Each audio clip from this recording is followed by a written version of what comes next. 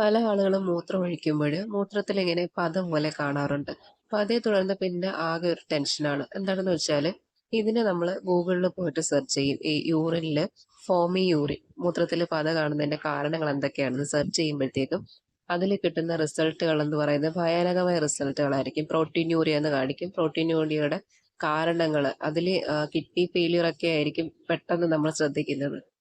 അല്ലെങ്കിൽ കുറച്ച് ഏജ് ആയിട്ടുള്ളവരടുത്തോ അല്ലെങ്കിൽ നേരത്തെ ഇതുപോലെ ഈ മൂത്രത്തിൽ പത വന്നിട്ടുള്ളവരടുത്ത് ഇതിങ്ങനെ ഡിസ്കസ് ചെയ്യുമ്പോൾ അവരിൽ നിന്ന് മനസ്സിലാക്കും ഷുഗർ ഉള്ളവർക്കാണ് ഇതുപോലെ മൂത്രത്തിൽ പത പോലെ കാണുന്നത്. അപ്പൊ ഈ കാരണങ്ങൾ നമ്മളെ വല്ലാതെ ബുദ്ധിമുട്ടിച്ചുകൊണ്ടിരിക്കും. അതായത് മൂത്രത്തിൽ പത കാണുന്നതിന്റെ മെയിൻ കാരണങ്ങൾ എന്ന് പറയുന്നത് കിഡ്നി ഫെയിലിയർ, ഇനി ഡയാലിസിസ് ഒക്കെ ചെയ്യേണ്ടി വരും, അല്ലെങ്കിൽ ഷുഗർ നന്നായിട്ട് കൂടിയിട്ട് നമ്മുടെ കിഡ്നി അഫക്റ്റ് ചെയ്തിട്ടുണ്ട്. അപ്പൊ ഇങ്ങനെയൊക്കെയുള്ള കാരണങ്ങളാണ് നമുക്ക് ആദ്യം മനസ്സിലേക്ക് എത്തുന്നത്.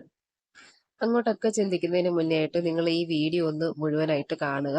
അപ്പൊ ഇതിൽ നമുക്ക് ഈ മൂത്രത്തിൽ പത എന്തുകൊണ്ടുണ്ടാകുന്നു, ഇതിന്റെ കാരണം എന്താണ്, എപ്പോഴാണ് നമ്മൾ ഇതിനെക്കുറിച്ച് സീരിയസ് ആയിട്ട് കാണേണ്ടത്, ഇങ്ങനെയൊക്കെയുള്ള കാര്യങ്ങൾ എന്താണെന്ന് നോക്കാം. മൂത്രത്തിലെ പത സാധാരണയായിട്ട് കാണുന്ന ഒരു സംഗതിയാണ്. അതായത് നമ്മളിപ്പോൾ നല്ല ഫോഴ്സിൽ മൂത്രം ഒഴിക്കുകയാണെങ്കിൽ മൂത്രത്തിൽ പതയുണ്ടാകും. അപ്പം അങ്ങനെയൊക്കെ വരുന്ന പതയാണെങ്കിൽ അത് ഒരു 1-2 സെക്കൻഡത്തേക്ക് മാത്രമേ ഉണ്ടാവുകയുള്ളൂ. അതിനുശേഷം അത് താനെ ഡിസപ്പിയർ ആയി പോവുകയാണ് ചെയ്യുന്നത്. പക്ഷേ അത് അങ്ങനെ കുറച്ച് സമയത്തിന് ശേഷം പത അങ്ങനെ നിൽക്കുന്നുണ്ട്.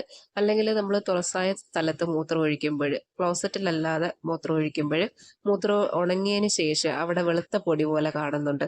അത് അല്ലെങ്കിൽ കുറച്ച് ദിവസത്തേക്ക് അടുത്തടുത്ത ദിവസങ്ങൾ 1-2 ആഴ്ചത്തേക്ക് ഇങ്ങനെ മൂത്രത്തിൽ പത തുടർച്ചയായിട്ട് കുറേ സമയം ഇങ്ങനെ നിൽക്കുന്നതായിട്ട് കാണുന്നുണ്ട്. അപ്പോൾ ആ ഒരു സ്റ്റേജിലാണ് ഈ ഒരു മൂത്രത്തിൽ പതയെ നമ്മൾ കുറച്ച് സീരിയസ് ആയിട്ട് കാണേണ്ടത്. ഇങ്ങനെ മൂത്രത്തിൽ പത ഉണ്ടാകുന്നത് നമ്മൾ മൂത്രം ഒഴിക്കുമ്പോൾ മൂത്രത്തിലൂടെ പ്രോട്ടീൻ പോകുമ്പോഴാണ് ഈ പതയുണ്ടാകുന്നത്.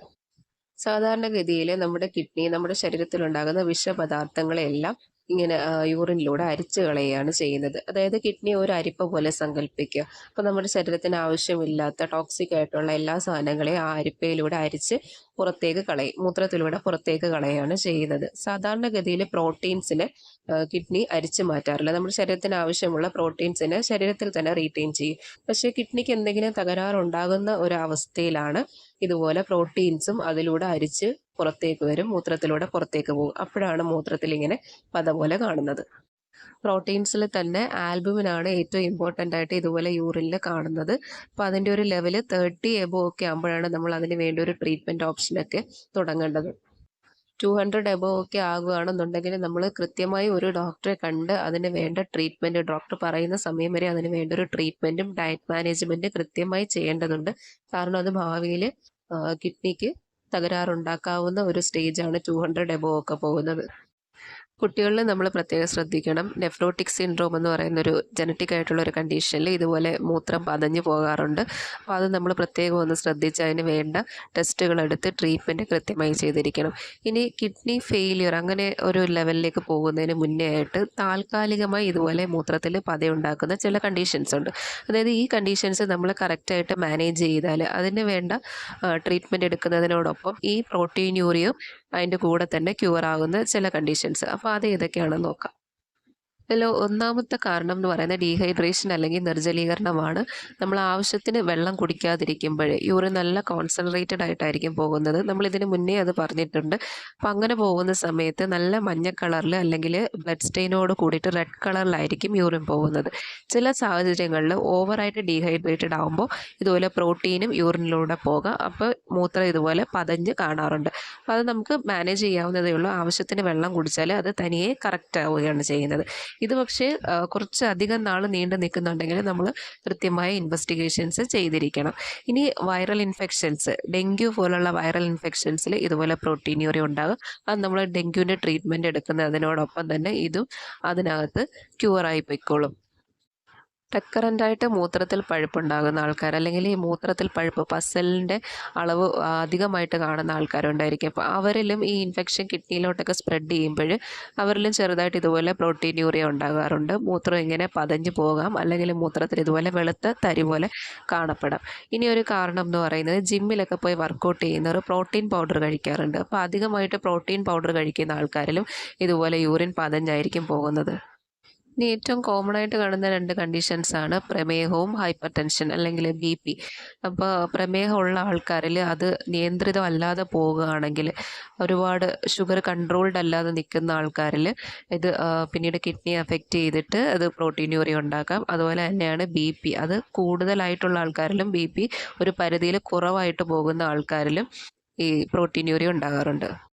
അപ്പോൾ അവിടെ നമ്മൾ ഷുഗറിനെയും ബി-പിയെയും കൺട്രോളാക്കി നിർത്തുക എന്നുള്ളതാണ് ഏറ്റവും ഇമ്പോർട്ടൻ്റ് ആയിട്ടുള്ള കാര്യം. അപ്പോൾ അതിന് വേണ്ട മെഡിസിനൽ മാനേജ്മെൻറ്റും ഡയറ്ററി മാനേജ്മെൻറ്റും കൂടെ ചെയ്യുക. ഡയറ്റിൽ നമ്മൾ ഷുഗറിന് എന്താ പറയുക, മധുരം കഴിക്കുന്നത് കുറയ്ക്കുക, അതുപോലെ ഉപ്പ് കുറയ്ക്കുക, പ്രോപ്പറായിട്ട് എക്സസൈസ് ചെയ്യുക, സ്മോക്കിങ് മദ്യപാനമൊക്കെ ഉണ്ടെങ്കിൽ അതൊക്കെ ഒന്ന് ഒഴിവാക്കുക. അതൊക്കെ ഈ പ്രോട്ടീനൂറിയ തടയുന്നതിന് സഹായിക്കും. കിഡ്നി സ്റ്റോണുള്ള ആൾക്കാരിലും പ്രോട്ടീനൂറിയ ഉണ്ടാകാം. അതേ തുടർന്ന് ഇതുപോലെ യൂറിനിൽ പത കാണാം. ഇനി ഇത് എപ്പോഴാണ് കുറച്ച് സീരിയസ് ആയിട്ട് നമ്മൾ ശ്രദ്ധിക്കേണ്ടത്? അതായത് ഇത് മോശമാകുന്നു, കണ്ടീഷൻ മോശമാകുന്നു എന്നുള്ളതിൻ്റെ ലക്ഷണങ്ങൾ എന്തൊക്കെയാണെന്ന് ചോദിച്ചാൽ, നല്ല കട്ടിപ്പത കാണുക, നമ്മളെ മുട്ടയുടെ വെള്ള പോലെ അത് പതയ്ക്കുമ്പോഴുള്ള ഒരു നല്ല കട്ടിപ്പത, അതുപോലുള്ള കട്ടിപ്പത കാണുക. അത് കുറേ ടൈമിലേക്ക് കുറച്ച് അടുത്തടുത്ത ദിവസങ്ങളിൽ 1-2 ആഴ്ചത്തേക്ക് ഇതുപോലെ നല്ല കട്ടിപ്പത ഉണ്ടാവുക. അതുപോലെ അതിനോടൊപ്പം നിങ്ങൾക്ക് ക്ഷീണം, ശരീരത്തിൽ നീര്, ഉറക്കക്കുറവൊക്കെ കാണുന്നുണ്ടെങ്കിൽ പ്രത്യേകം ശ്രദ്ധിക്കണം. ഇപ്പോൾ മൂത്രത്തിൽ പതയുടെ കൂടെ ഈ പറഞ്ഞ ഏതെങ്കിലും ലക്ഷണങ്ങളുണ്ടെങ്കിൽ നിങ്ങളൊരു ഡോക്ടറെ തീർച്ചയായും കൺസൾട്ട് ചെയ്തിട്ട് അതിന് വേണ്ട ഇൻവെസ്റ്റിഗേഷൻസ് ചെയ്തിരിക്കണം. അപ്പോൾ അതിന് വേണ്ടിയിട്ട് സ്പോട്ട് മൈക്രോ ആൽബുമിൻ ടെസ്റ്റോ അല്ലെങ്കിൽ കിഡ്നി ഫംഗ്ഷൻ ടെസ്റ്റ്, യൂറിനാലിസിസ് അങ്ങനെയുള്ള ടെസ്റ്റുകളൊക്കെ ചെയ്താലേ എന്താണ് കണ്ടീഷൻ എന്ന് മനസ്സിലാക്കാൻ പറ്റും. അപ്പോൾ എത്രയും പെട്ടെന്ന് ആ ഒരു കണ്ടീഷൻ എന്താണെന്ന് കണ്ടെത്തി ട്രീറ്റ് ചെയ്താൽ നമ്മൾ ഭാവിയിലുള്ള കോംപ്ലിക്കേഷൻസ് ഒഴിവാക്കാനായിട്ട് സാധിക്കും. അതായത് ഡയാലിസിസിലേക്കൊക്കെ പോകാതെ അത് നമുക്ക് തടഞ്ഞ് അതിന് വേണ്ട ട്രീറ്റ്മെൻറ്റ് എടുക്കാനായിട്ട് സാധിക്കും.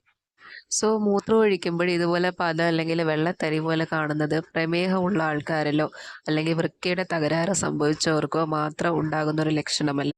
നമ്മൾ ഈ പറഞ്ഞ ഏത് കാരണം കൊണ്ടും ഇതുപോലെ യൂറിനിൽ പതയുണ്ടാകാം. ചിലപ്പോൾ സിംപ്ലി വെള്ളം കുടിക്കുന്നതിൻ്റെ അളവ് കുറയുന്നത് കൊണ്ടും ആകാം. സോ ടെൻഷൻ ആകാതെ അതിൻ്റെ കാരണം എന്താണെന്ന് ഐഡൻറ്റിഫൈ ചെയ്യാനായിട്ടൊന്ന് ശ്രമിക്കുക.